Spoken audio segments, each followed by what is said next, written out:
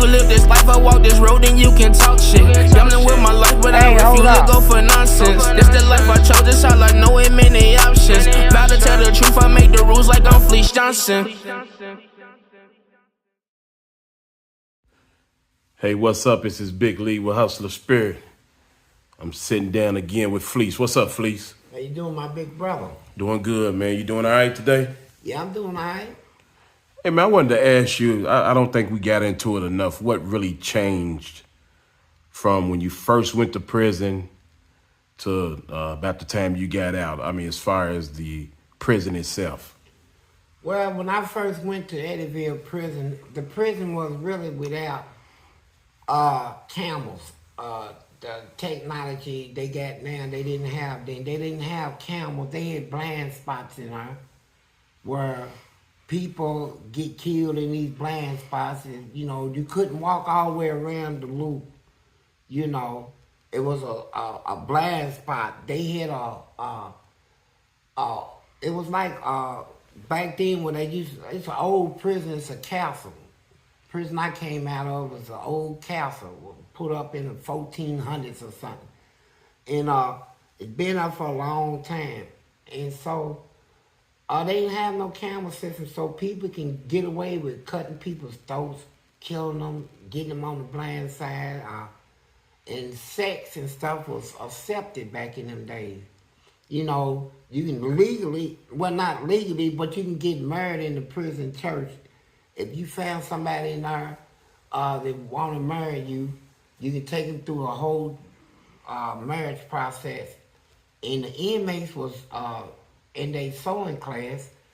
They had these about 200 big industrial sewing machines. They taught sewing, where you get your materials out of JC, pennies, or Sears, right? And you can make anything. Anything you buy out of the store, you can make it just like it's brought out of a store. And so they had all this going on then. And we had a lot of stuff going on back then. But the bad part was our treatment, how we was treated. We was being whooped. I guess them guards felt like we was getting so much that if we mess up, we deserve our ass whooped. But the law said, no, you can't do that. So I went down there because of the racist stuff. I stopped all that. I broke through all the color lines and stuff, went through all the courts. So now they got cameras everywhere. Now if you get caught in a sex act, they'll contact your family and tell them. Your wife or your mama, whoever you got on your visiting list, your next of kin, they'll call them and tell them you've been caught in a sex act, and that you got to pay for one of them HIV test things, AIDS test. You got to pay for your own AIDS test. And so now they have administration now in place, and this came after all my lawsuits and winning all my cases and fights. Now the prison is fixed up to where it ain't double cells no more, it's single cells, thanks to me. Now they got cameras all around the prison. Ain't no blind spots. Ain't none, thanks to me. So, and a lot of people, they was going to prison, and at the time I went, when they was getting raped, they ain't getting raped no more. You know what? They giving it up on their own. They give it up on their own. That's how they do it. They give it up on their own. They leave the street. Everybody think they tough and all this. All through his life, he's been fighting, pulling guns on people and all this. And now I'm down here in prison. The only thing he got in his hands now is somebody's cock. Not a gun. A cock. So it ain't no fun no more. It ain't no fun no more when you sit down. You in a cell with somebody. Now, Eddyville is single cell, but these other prisons in Kentucky is double cell. And they put you in there with anybody. And if the guard want to be nasty and racist guards, they put you in there with a known freak. when I say freak, don't expect nobody smaller than you. Expect somebody like twice your size, covered in muscles, mustache, a big beard, and just built like a big bear of a man. And you in there with it. And then that door, when that door is shut, well, you locked in now until the next day. This man, he done been locked up 15, 20 years.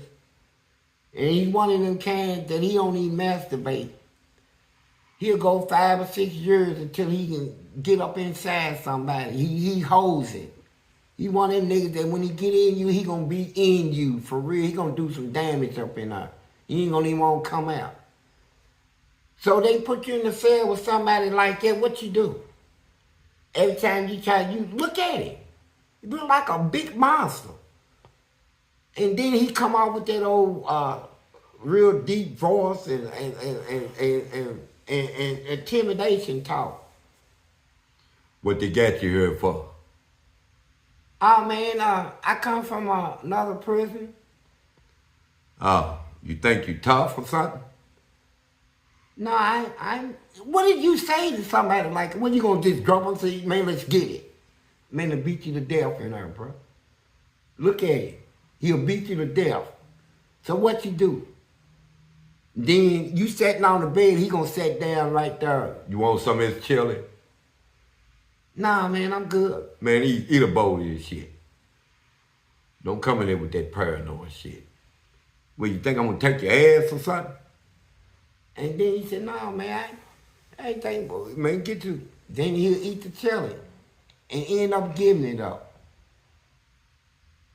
He'll be like, man, that chili was good, man. He said, I'm glad you like it. Because you owe something for it now. Yeah. Yeah, you damn right you owe for you ate all my shit. He said, then he'll come out with you bring some money with you?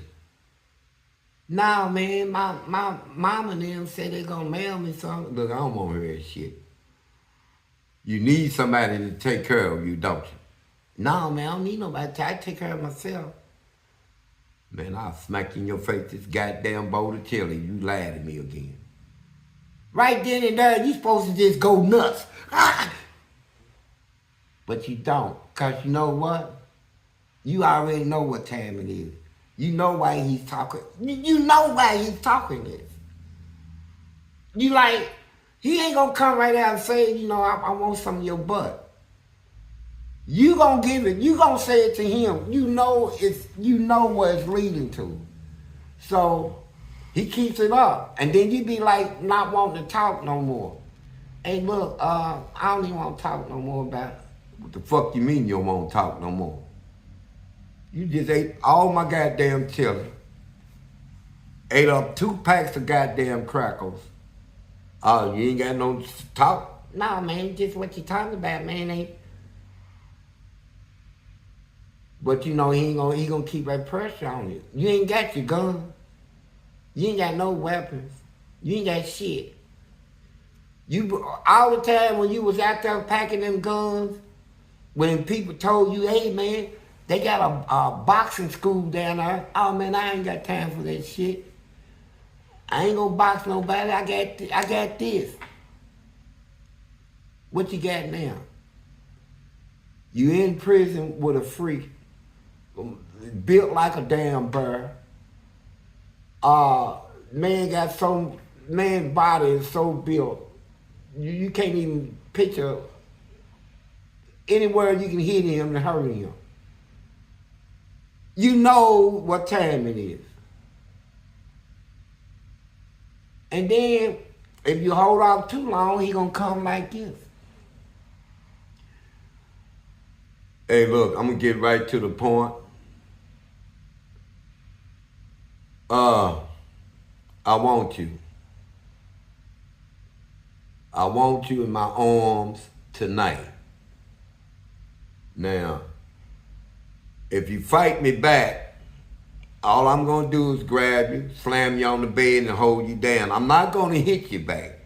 So if you wanna hit me, go ahead and hit me right now, but I got to have you tonight and I'm gonna have you. I would rather that you just give it to me than force me to try to take it.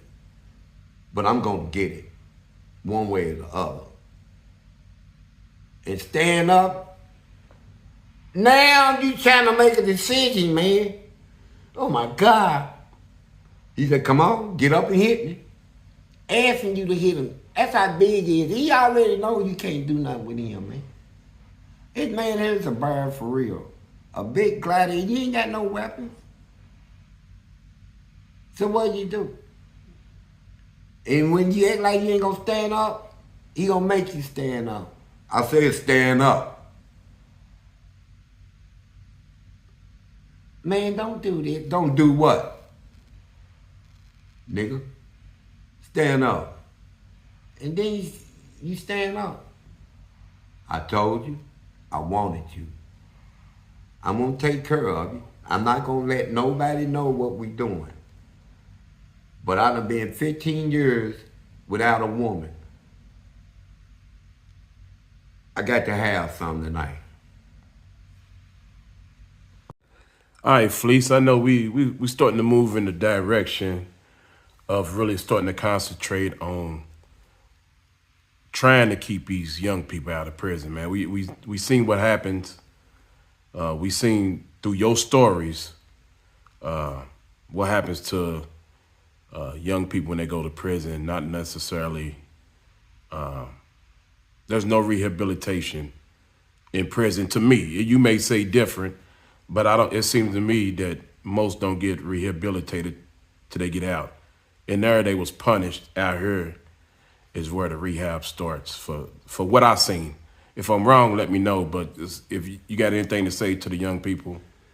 Yeah, I'm going to keep it real with them. Yeah. I'm not going to tell you, like I said before, I'm not going to tell you all the stuff you done already heard. From your mama, your grandmama, uncles, aunties, friends, and associates telling you to stay out of trouble. Man, don't do this, don't do that. I ain't going to tell you none of that. Because you ain't going to listen to it anyway. What I'm going to tell you is this. You know, you will be desired in prison. And you don't know what prison is like. And then you got a lot of people, they look at it like this. I go to prison, find me a man, and let him take care of me rather than going there and get killed trying to protect somebody, but trying to protect my booty. But here's what you don't look at. You got people come in prison a lot, trying to offer booty, give up head, and still get killed. So, you know, how you are as a person determines how you gonna be in prison. You gonna get in some trouble. Now, Somebody gonna try you in some type of way. You gonna get tried, period. You gonna get tried, period. A lot of y'all ain't even gonna make it out of prison. So I ain't gonna tell you nothing but this, right? Cause your head is hard, just like mine's was hard, and just like so many other people's is hard. People working overtime, trying to talk to you, get your mind right, you know, tell you the truth. You don't want to go get a job. You want to hang in the street around so-and-so. You want to let people talk you into doing stuff that'll take you to prison rather than talk you into doing something that'll keep money in your pocket and keep you out of here. So you want to trade your bed for a bed in her? You want to trade your food that you eat out of here for that crap in her? Slop.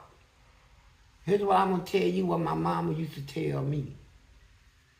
I said, I'm in prison now. She said, oh, it is so good. I know you like it.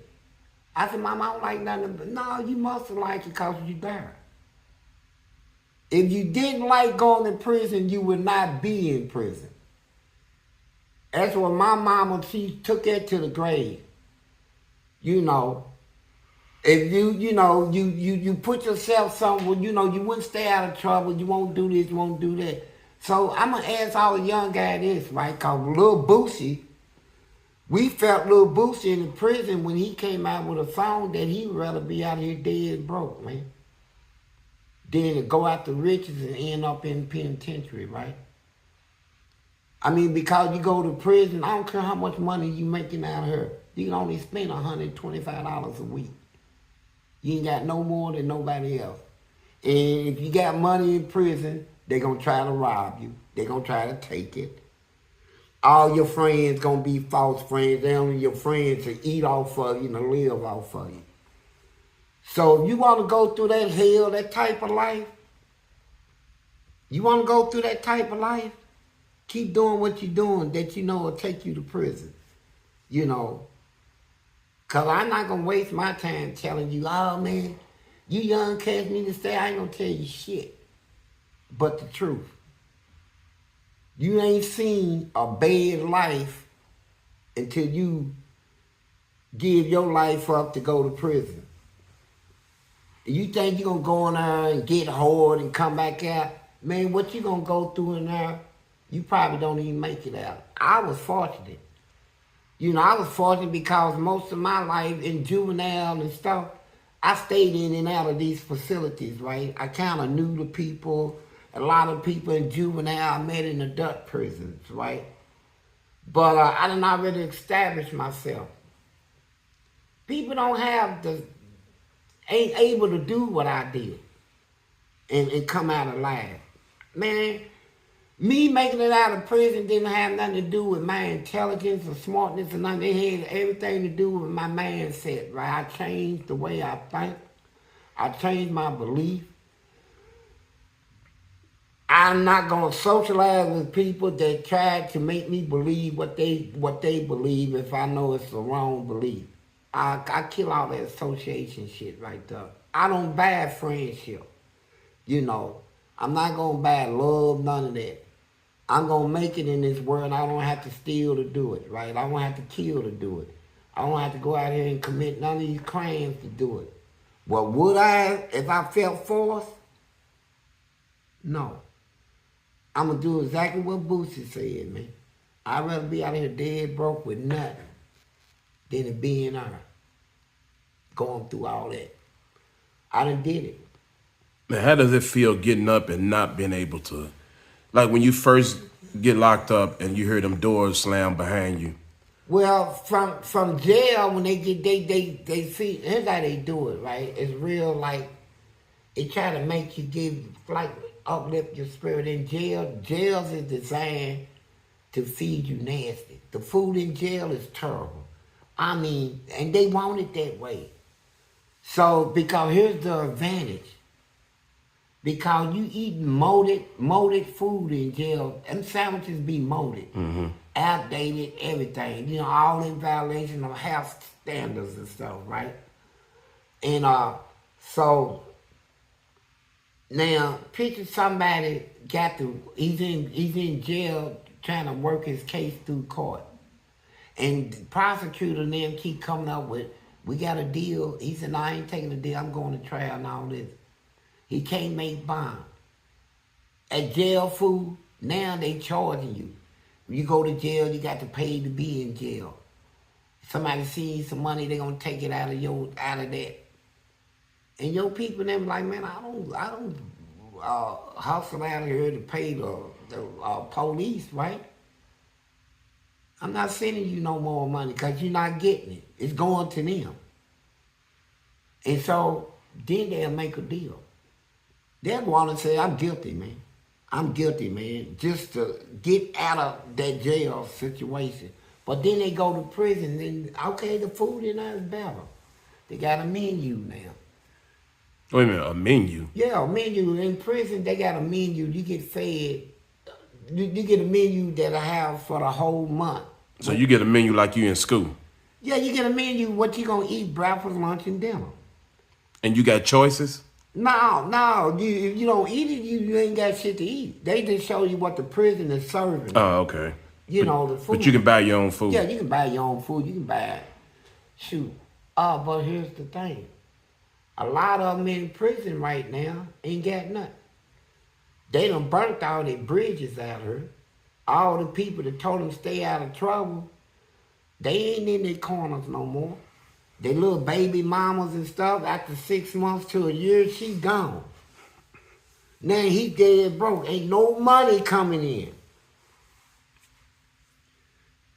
And I'm going to be honest with you.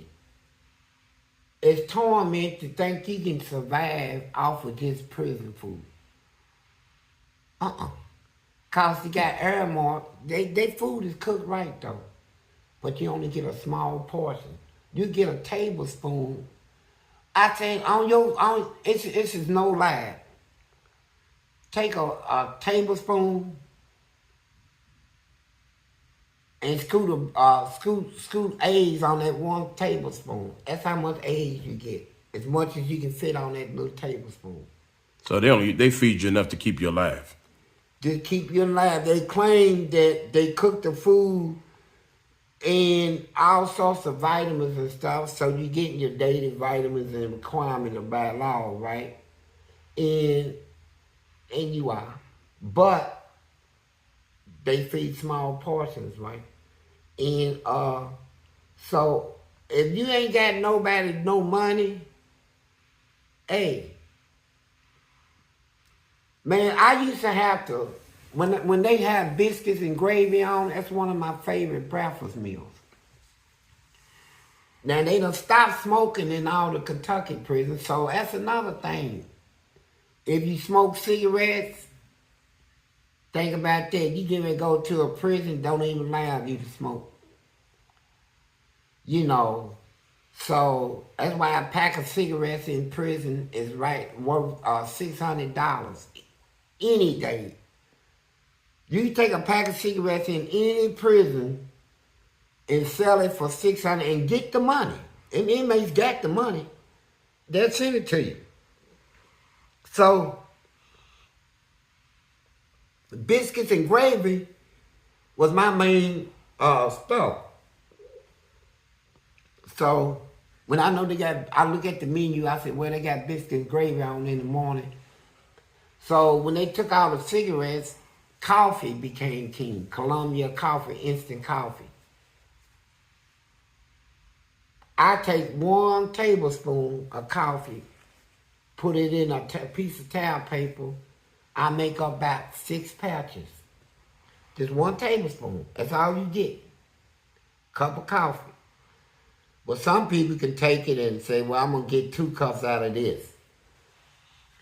I go to, they everywhere. I say, hey, man, they got biscuits, gravy on. I was just coming to you, Fleece. You want a bag? I said, yeah. I give him a tablespoon of coffee. I get his whole tray. I get the whole tray, the milk, the biscuits and gravy. I get for 1 spoon of coffee. So I get 6 people like that. So can't wait to go to breakfast in the morning. I'm gonna eat good, boy. That's how you gotta survive, and I do that. And on Christmas meals, where they feed the real food on Christmas and 4th of July, we get real food. They grill it too. But I back. I said, hey man, what you doing with your Christmas meal? Well, Felice, you know they're gonna have everything going on. I said, I know it's gonna be a big meal, man. What you want? He said, give me 2 bags of coffee. Bet. I go to somebody else, but you know what they used to do now? They buy, I found out that the dude I brought his stuff from, he done did 6 other people like it. Sold them the same tray he's supposed to sell me, and then he'll check in. He'll check off the yard. They took everybody's money. He done betted people all over the yard. And he didn't go PC. Yeah, and they can't nobody reach him. I go up there and get you though. I'm coming to get my shit, bro. Felice, don't go up there, ain't nothing up over rats and baby. I said, man, they got baby rapers and rats right out here on the yard, bro. They got more rats out here than they can ever have in protected custody. Just like in society. They got more rats in society than they got in prison. I mean, shit. You know. So, to the young guys out there that y'all still don't want to listen. I don't mean he ain't talking about nothing. He's old. Yeah, all right. But you know what? Everybody that listened to me, and it's been a lot that have listened to me, and took my word, man. And they thanking me now. For sure. They thanking me. Let me. I don't. It's something they do. I was looking at a little YouTube channel, and they was interviewing some guys that went to jail in Chicago. I want to know what you think about this. Supposedly they throw a guy down, take his clothes off, and spit in his butthole. I forget what they call it. They got a name for it. Now these guys are not gay, but they do it to embarrass the person. They just spit in his butthole. That's what they do. They hold you down, spit in your butthole. Well, What do you say about that? Would that be a gay act to you, or what does that sound like to you? yeah, no doubt it's gay. No doubt that them people, see, every state got different people in their prison system. And like here in Kentucky, I'm gonna tell you right now. You throw me down and you spread my ass and spit in it, you'll die. They don't do, like, they got some prisons they actually do that stuff in, you know, but Kentucky, man, nah, it ain't gonna be that. And Kentucky, they got some prisons right now that is just bizarre with this gay stuff, bizarre with it. The only thing I knew about here in Kentucky, I was telling my age, they got sisters, like they got one walk in Eddyville where everybody, these people on this walk, these is the super freaks. These is the ones that they drink sperm. They drink it like you drink beer. And they go around the yard buying it. Hold on. They go buy it? They would buy it. Like, you ain't got nobody sending you no money home, right? And here's a gay dude. You know, he's real respectful every day. How you doing now? And you might say, how you? Well, you trying to get something out of the canteen? Yeah, I was trying to get me a pop or something. I ain't got no money. I'll buy you a pop, and what do you want, a honey bun with it? They real nice like that. But then they'll come to you. How you doing today? I'm all right. You need some money? What you talking about? I give you $40 if you take his cup, masturbate, and squirt in it. And they do it. And they have jars, plastic jars full all the way up with nothing but sperm. So when they cook, they don't use Mr. Dash. Mrs. Dash. Mrs. Dash. Miss Dash or whatever. They don't use Mrs. The Dash. seasoning. They use real sperm to season their food, and they chili and all their soups and stuff. They grab that bottle and let that stuff drip in and stir it, and taste it and sample it. And they bizarre like this. That's the craziest stuff I've ever heard in my life. It's true, because you know what? As a friend, if he's watching this, he was my friend though. And he probably watches stuff. I ain't gonna call your name out though, bro. But he came from another prison, and I wanted him on my walk. But they put him on that freak walk. So I'm hollering through the window. I said, hey man, don't eat from nobody up there. Mm-hmm. He came out at dinner time. He said, man, they fed the shit out of me. I said, well, what do you mean? He said, man, that cake was bomb. I said, man, you a dumb. Hey, look, you know what? I said, I sat there and told you, man, don't let nobody but feed you, bruh. He said, what you talking about? Why you hating on me? I said, man, I got everything you need down here, man. I got nothing but food. I run stores and stuff, bro. I was going to get you together, my nigga. I said, you ate a cum cake. He said, a what? I said, a cum cake. I said, I'm going to prove it to you tomorrow at Braffles. They didn't, I said, I'm going to get them to sit at our table, and I'm going to make them confess at what they do. So when they came out, we were sitting at the table. They sat down. I said, hey, he told me y'all fed him last night. I said, what y'all eat? Then he ain't got no patience. He gonna holler, yeah, what did we eat? I said, man, shut up, nigga. Let me talk. He said, man. I said, he said you fed him a cake. I said, what kind was it? Here you go talking again. Yeah, what kind of cake was it? You know, he turned around like he getting ready to swing, right? I said, no, fuck that. What was the ingredients to the cake? What kind of ingredients? I said, let me be more specific. Y'all know I'm not with no lies. You ain't gonna make me look bad. I already told him what y'all do. And y'all ain't gonna sit here and lie in my face right now because you know what? You know how I'm gonna take it. So I'm gonna ask you one more time. What was the ingredients to the cake? They say come. He went nuts. He started swinging and stuff. Girls over there, he broke the fight. He's like, you faggots. He went to the hall. See, I'm mad at him, right? First of all, you done did this stuff. Now, I tell him, I said, why you trying to fight him? You know, this is what they do. They thought they was helping you. I know, but you supposed to be killed after that. Man, he came out of the yard, out of the hole, and he said something. See, he offended me when he said this. He said, man, he said, they ganged me. They ganged him. At the table, when he started swinging, they love us. They go to the death on it. I didn't jump in it. You didn't jump in it? Why should I jump in? I'm the one that told him don't eat from them. And he do it anyway, then he's gonna sit there at the table and disrespect me. This is my table.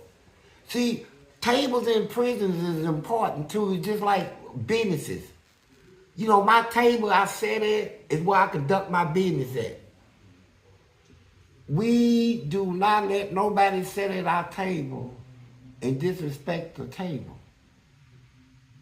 You know, you don't let nobody disrespect your table. You know, and so, like, if you come to my table, you can be gay and you can be against being gay. But whoever's at my table, if I invite somebody at my table, you're going to show respect. You can take all that old animosity and stuff and leave. Don't disrespect my table. So he going to tell me, why didn't I jump in it? Why? What? You ate a cum cake and food with nothing but cum in it. Nigga, when I told you don't eat nothing. I said, then you gonna come at me like this? So I told the dude, the sissy, I said, go on and take it, man. That sissy pulled up on it too. Got him in a little spot. Say, look, one of us gonna die today. You know. Why you want to? And he knew he was pinned in the corner. He couldn't get nowhere. Since he had a big old knife in his hand. Was that night? He said, "Why are you crying there?" I'm looking through. They got a air condition. They had a crack in it. I'm sitting there looking through the crack like this. He don't even know I'm in his room. I'm watching this stuff. He said, "Look, you gonna tell me you gonna drink? You gonna eat my cum and all this shit? Eat my food, and I think I'm helping you, nigga. Nigga, I don't give nobody my food like that." He said, "I'm sorry, baby." He talking about I'm sorry. How you gonna be sorry if somebody comes in your food? Nigga, try him. Even though he got a knife, so what? Try him. Next thing you know, that sister put so much fear in him. He said, "So what you gonna do?" To prove to me that, you know, you don't mean me no disrespect. He said, "What you want me to do?" I don't know what to do. He said, "You think I'm just a diseased, dirty person?" He said, "I never said that." He said, "Well, touch me then." He touched it. He said, "Now touch this." He said, "No, I don't." You what? He said, I ain't got no complex. He grabbed the man's cock, stroked him. Next thing you know, he sucked him, and then the sissy fucked him. And when he did that, that's when I came out of that room. I said, I should have known. He said, oh, God. He looked at the sissy and said, you dirty motherfucker. You said this. No, don't be trying to fight him. Because I set this up. Hey, let me tell you something. I feel like this is to you young guys going into prison. Y'all think y'all smart, right? Y'all think y'all go in there, band together. I'm going to go. You don't know where they're going to send you. They got about 6 different prisons they can put you in.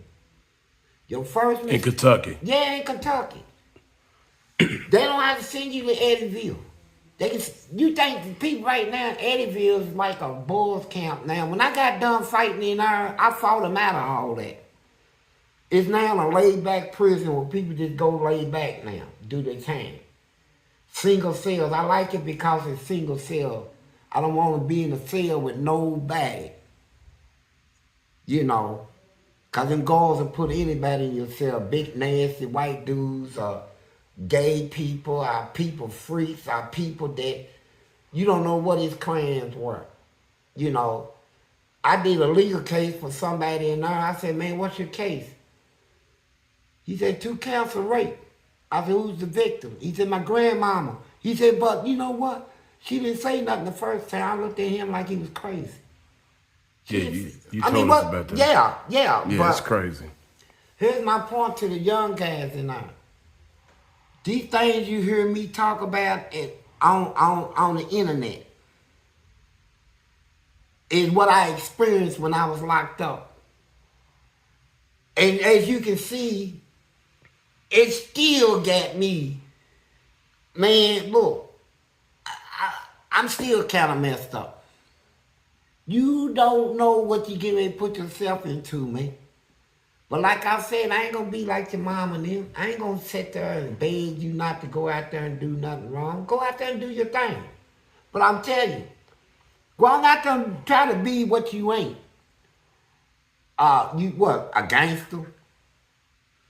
Have you been watching First 48? Because if y'all have, y'all see what them gangsters is doing now. Getting in that little small room, they just ratting everybody out. In prison is full of it. People end up with all that time, can't wait till y'all come in and tell them about some unsolved crimes out here so they can get back out. But I'm telling you, here's what I got, my advice for all the young people is this. Do your thing, tough boy. Tough boy, do your thing.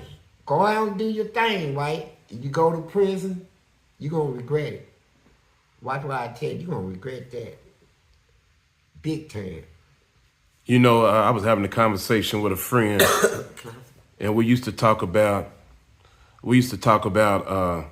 who's more likely to snitch, a person that's been to prison before, or a person that's getting ready to go the first time. Who you think is more likely to snitch, a person that's been there? One that's been there before. That's what I said. One that's been there before, because you know what? They don't want to go back. Yeah, they know what to expect. See, when I was a juvenile, now I'm hanging around people in they almost 30. And here I am, I'm 13, 14 years old, bro, packing 2 guns. And I'm talking about I'm robbing everybody. But you know what?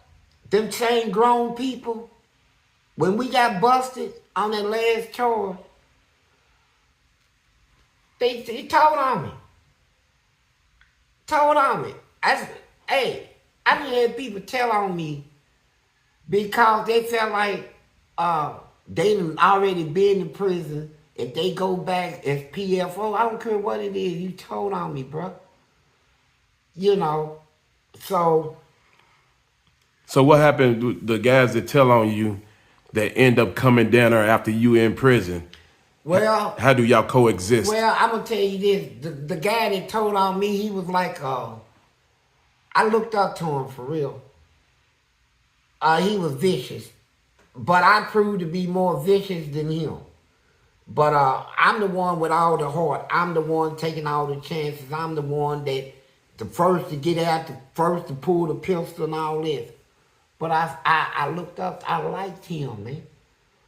When he told on me, I got sent to a juvenile boys camp. And I tore it up and I fought, did everything I did in prison, shut the place down. And so when I get out though, I got my guns on me. I go over to his woman's house. And he was sitting over in the bed, man. He said, you come to kill me? You know, he was sarcastic like that, you know. And I didn't have to. Because right now, he's in a wheelchair for the rest of his life. Somebody shot him like 11 times, right? You don't even have shit to do with me. I was locked up when he got shot, you know. But the thing is, the people more likely to tell be those that done already went through the jail stuff. See, they got it going good out here in society. They out here stealing, robbing, killing. Some of them take contracts, sell dope, do all kinds of deceivable stuff. To keep the police off of them, they'll put the police on somebody else. It's already in them to be a rat, right? It's just that the people that they're around don't have no idea of it, right? This man will put the police on. If he start getting hot, he'll drop a dime on somebody. You know, that's how they do it out here. And they talked about people in Kentucky, man, in the prison. They say they ain't never seen nothing like it, man. So much snitching and stuff coming out of Louisville and Lexington. Oh, my God. But if that's what y'all want to go through, you young people, y'all want to go through that? You actually want to go through that? Did y'all witness because when I was younger, you know, that's when the snitches get stitches. Snitches was getting dealt with when I was younger. Yeah, I talked to, I know where you going there. I was walking, I met Lil Cliff, the one Victory Park, Crip. He was the leader of the Crips, and he was powerful. That's the one I saw a devil in. But anyway, we was walking the loop one day, and we was on our way to the kitchen. And he said, you know what, I don't understand, Fleece. I said, what? He said, they giving these rats out here on the yard a free pass because they got money. They giving up their butt. You know, like you got the strong guys, the gangsters out there that say, hey, man, I can't stand a rat. The only good rat is a dead rat. All that old crap, right? Then he got a sissy that is a known rat. But he done swore his allegiance to him to where if you come against my boy, my wife, you coming against me. And if you coming against me, you coming against my friends. So what you saying, the snitches were protected by the gangsters? Man, if they got money and they got a booty, they ready to give up some head or some butt. Then you got some that didn't do that. Eddie, man, that prison got so bad now. I mean, well, it's better than it used to be because I fought through all the bad stuff. I had to get that out of there. But now you got people now walk around and people know for a fact they rats. Tell them, don't speak to me, you ratting son of a, you know, all that. And he'll say, well, and then if you try to talk to him, like I say, they got cameras everywhere now. Ain't no blind spot. Ain't nowhere. Don't nobody want to spend the rest of their life in prison. So here's what they do. They say, hey, doc, you know, they see him come to this, I go at rat. And you know what they ready to do? What? He'll go right to the yard office, and then they'll call your name. Report to the yard office. Do you want to go to the hole? And you say, no, sir. Well, I'm going to tell you right now, you say one more thing to this man, call him one more name, and I'll bury you in that hole. Now, you know something? When they came out with them stress cards in the military, I thought that was bad. Because Because Yeah. you going in the military and you can't handle your drill sergeant yelling at you. But when a war break out, you go to war. You Yeah. mean to tell me in prison, if you call somebody a snitch, they go tell on you, and then they call you in the office and tell you if you say anything else to them again, you go to the hole. Right. And that stops you from doing it? It stops all of them. Wow. That's how it's ran now. And you got people like here's the thing. And then they try to do it slick, like make a run, right? I say, hey man, I paid you to go jump on him and take some tobacco to the hole to somebody. He go do it. But you know what? When them guards walk up to your cell, they gonna tell you, turn around, be handcuffed, you going to the hole. We know you had something to do with that dude jumping on that other dude because he's a wreck. So here's what we gonna do to you. We gonna punish you for it. You're gonna do 45 days in the hole. When you get back out of the hole, they let him back out. They'll put him right across from you. He'll speak to you. How you doing? And you say, look, man, don't say nothing to me. Then you'll find yourself apologizing for saying that much. Then the people that you walk the loop with, they be like, hey, man, get off that walk. He's protected by the police. You put your hands on him, they gonna bury you. So let me get this straight. Excuse me. We're trying to keep young people out of jail, out of prison. But if they can just, when they go, they can just say somebody's messing with them and be protected. How do you keep them out of prison? Prison used to be dangerous, right? Yeah. But they got protection now? Yeah, they got protection. And them guards take it serious, too. A lot of them, certain guards, unless they racist. So that's why these guys are going back in there, because it's not as dangerous as it used to be, obviously. No, they going back in there. Don't nobody want to be in there. Really. They going in prison because they didn't learn nothing from the last time they was in there. They didn't come out of prison with skills that can get them through without stealing, right? No rehabilitation. Yeah, they didn't have no trades or nothing up on. Now the ones that come out and as workers and get the education in prison and stuff, yeah, they can come out here and do good.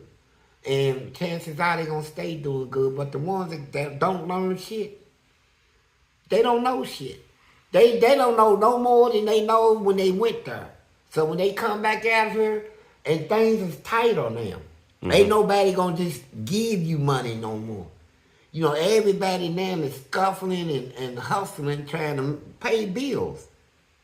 And here comes somebody out of prison thinking you're gonna drop everything and you got bills coming up, trying to pay your gas and electric and all this car notes. And then when they get refused, think you're gonna give them a lot of money, you might give them something, $20, man, $40 hold you over, man. That's all I can do. It'd be like, I can't make it out for this. So, and he ain't learned nothing. And so, he go back into stealing, but he get caught again. You know, he does the same thing over and over and over and over, he gets caught. They go to school to learn how to catch people. You know, everybody out here stealing, what do you know about stealing? What in the hell do you know about do you even know how to steal? Apparently, the people in prison claim that they knew what they knew. Well, look where they at. They ain't know shit. Now they end up wishing that they have never did nothing wrong.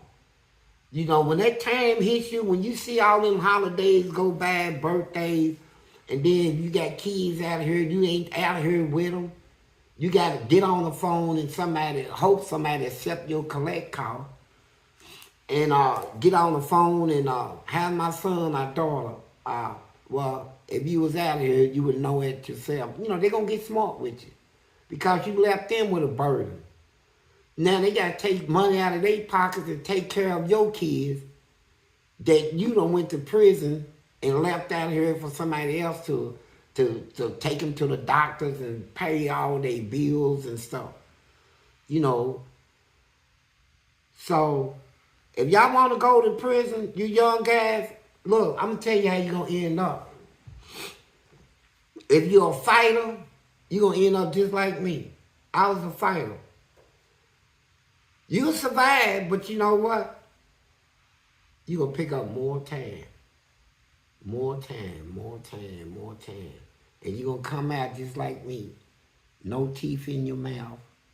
Gray eyebrows, gray beards and mustaches. You know. A lot of you ain't even going to make it out.